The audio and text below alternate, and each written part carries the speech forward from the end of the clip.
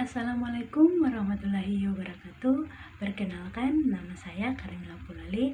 Saya jurusan Manajemen Pendidikan Islam di IAIN Sultan Amai Gorontalo.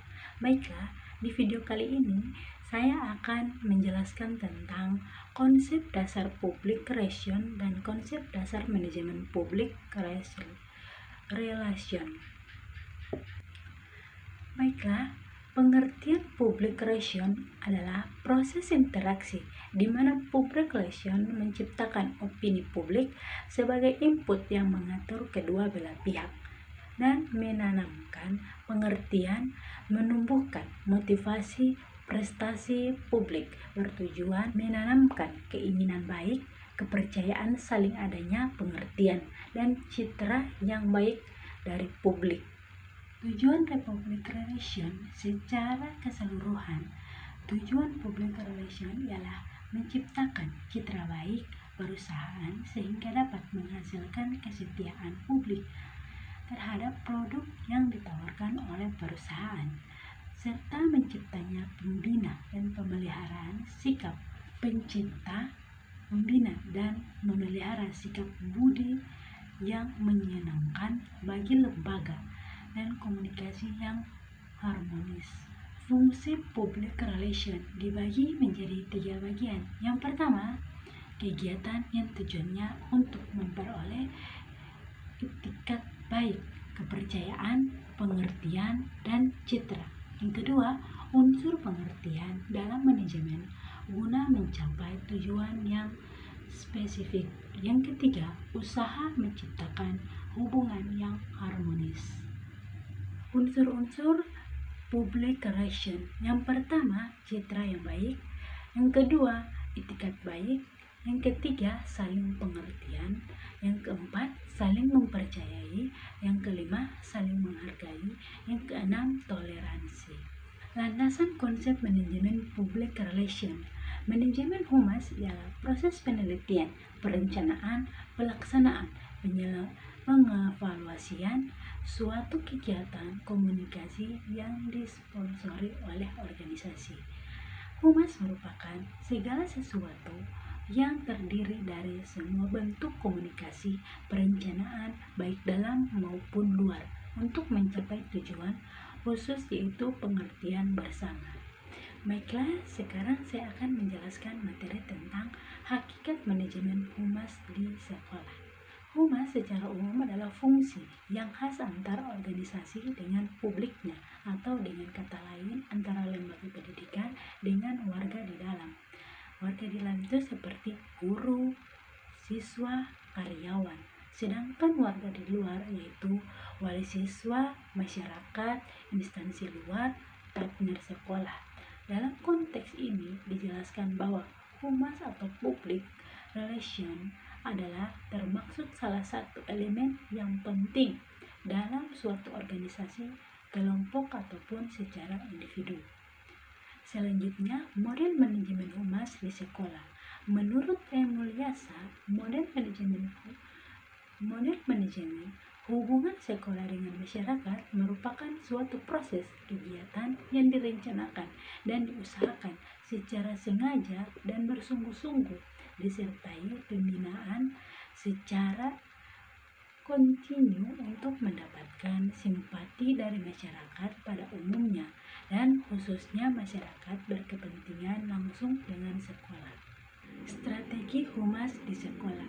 Strategi humas adalah suatu cara alternatif optimal yang dipilih untuk melaksanakan atau ditempuh guna mencapai tujuan humas dalam kerangka suatu humas. Selanjutnya, media humas. Media massa yang dapat dipakai dalam mengadakan kontak hubungan antara lembaga pendidikan dengan masyarakat, yaitu media internal humas dan media eksternal humas di lembaga pendidikan. Konsep dasar komunikasi. Komunikasi merupakan hal yang fundamental dalam sebuah organisasi.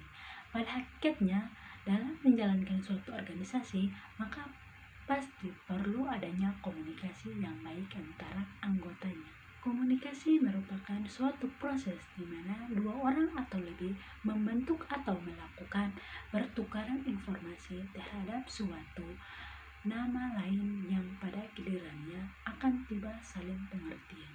Fungsi komunikasi yang pertama yaitu untuk menyampaikan informasi, yang kedua sebagai penyampaian pendapat agar dapat diterima oleh masyarakat luas atau yang berkaitan. Yang ketiga, sebagai bentuk interaksi dengan orang lain. Yang keempat, untuk menambahkan wawasan dan ilmu pengetahuan akan suatu hal. Yang kelima, mengisi waktu luang, misalnya dengan berbicara via telepon, chatting, sosial media, video call, dan sebagainya. Yang keenam, sebagai cara untuk membujuk dan mempengaruhi orang lain. Yang ketujuh, untuk dapat mengenali diri sendiri.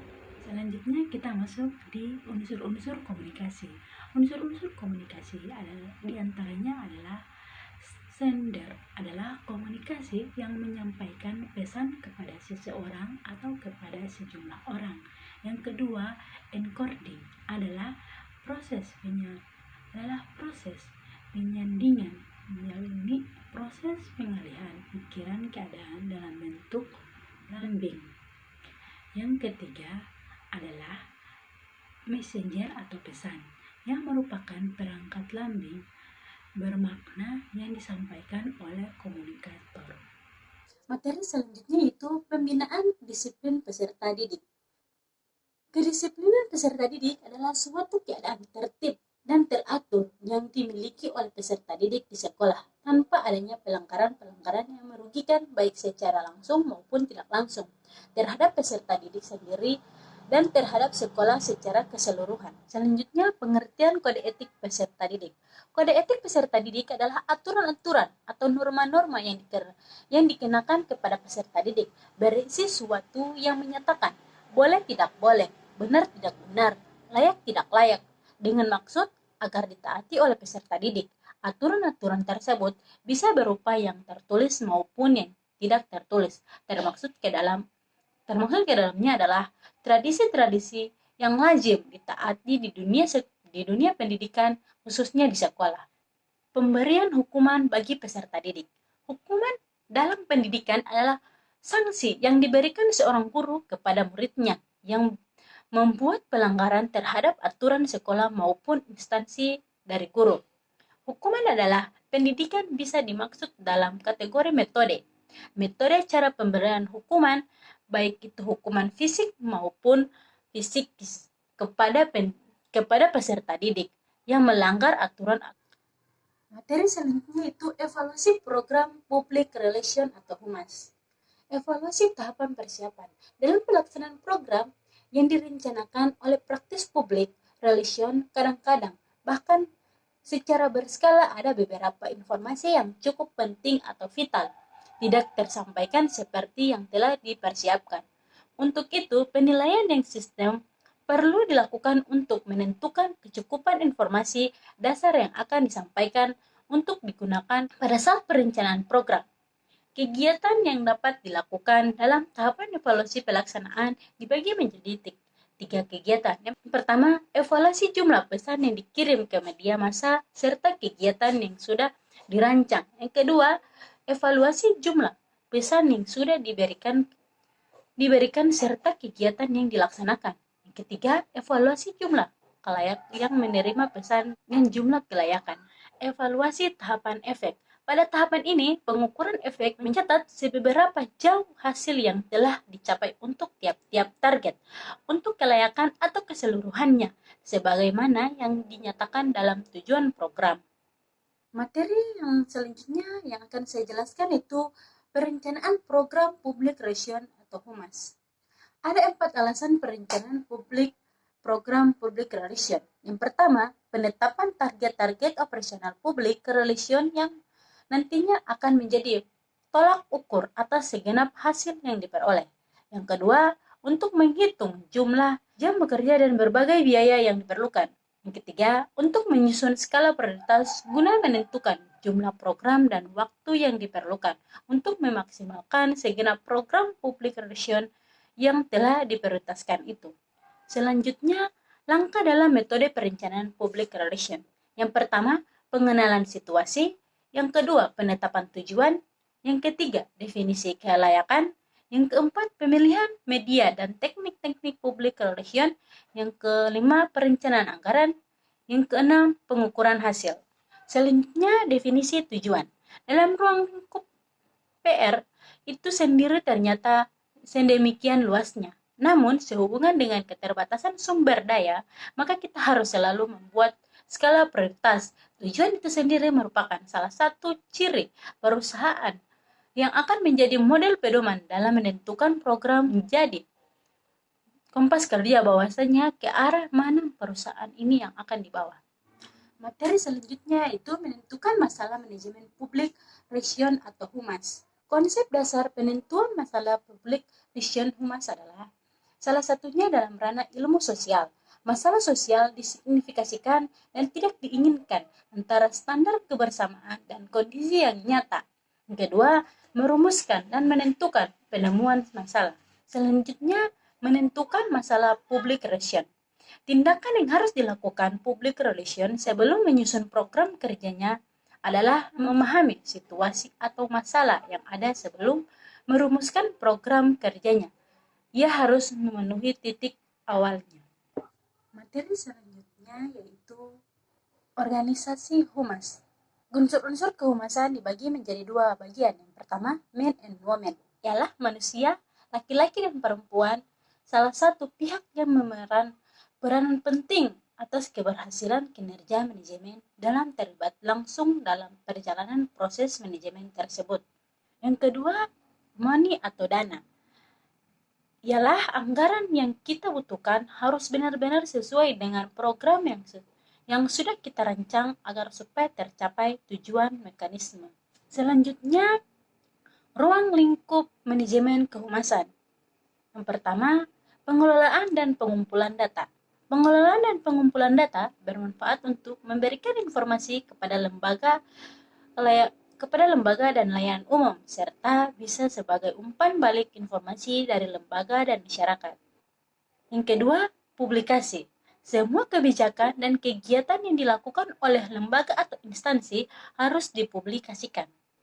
Peran humas dalam organisasi, salah satunya yaitu komunikasi fasilitator, dibagi menjadi beberapa bagian. Yang pertama, menjaga agar pihak manajemen selalu mendapat informasi baru.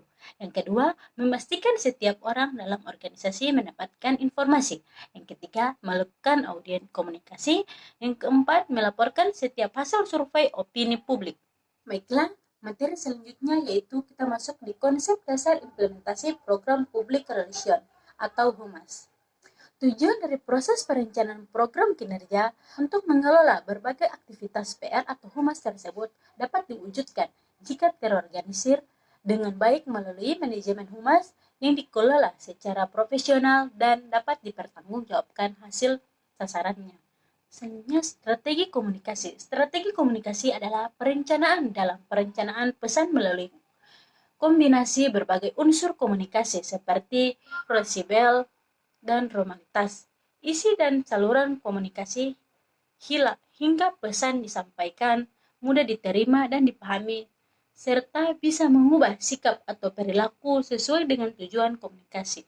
Ada beberapa komponen komunikasi yang diperlukan sebagai penghitung dalam menyusun sebuah strategi komunikasi. Yang pertama, mengenali sasaran komunikasi. Yang kedua, memilih media komunikasi. Yang ketiga, tujuan pesan dan komunikasi.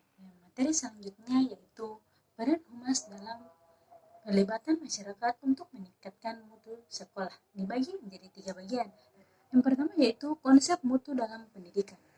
Dalam konteks pendidikan, pengertian mutu mencakup input, proses, dan output pendidikan. Jadi, dapat disimpulkan bahwa mutu pada hakikatnya dapat digunakan kapan saja dan apa saja sesuai dengan objek yang berkait. Misalnya, jika yang akan dipromosikan atau yang menjadi fokusnya adalah lembaga suatu pendidikan, maka yang harus dilakukan oleh stakeholder melihat kebutuhan pelanggan atau minat peserta didik. Yang kedua yaitu hubungan antara mutu dengan humas dalam pendidikan sekolah. Mutu atau kualitas merupakan suatu kondisi dinamis yang berhubungan dengan produk, jasa, manusia, proses, dan lingkungan yang memenuhi atau memiliki harapan. Menurut Suryo Subroto, humas adalah dapat diartikan sebagai kerangkaian kegiatan organisasi, instansi untuk menciptakan hubungan yang harmonis dan masyarakat atau pihak-pihak tertentu di luar organisasi tersebut, agar mendapatkan dukungan terhadap efisiensi dan efektivitas pelaksanaan kerja secara sadar dan sukarela. Hubungan masyarakat dengan sekolah pada hakikatnya merupakan satuan sarana yang sangat berperan dalam membina dan membangun pertumbuhan pribadi serta didikan di sekolah. Sekolah dan masyarakat memiliki hubungan yang sangat erat dalam menciptakan tujuan sekolah atau pendidikan secara efektif dan efisien. Yang ketiga yaitu peran humas dalam melibatkan masyarakat untuk meningkatkan mutu sekolah. Peran humas dalam melibatkan masyarakat merupakan suatu sarana yang sangat berperan dalam membina dan mengembangkan pertumbuhan pribadi serta didikan di lembaga pendidikan untuk meningkatkan mutu sekolah.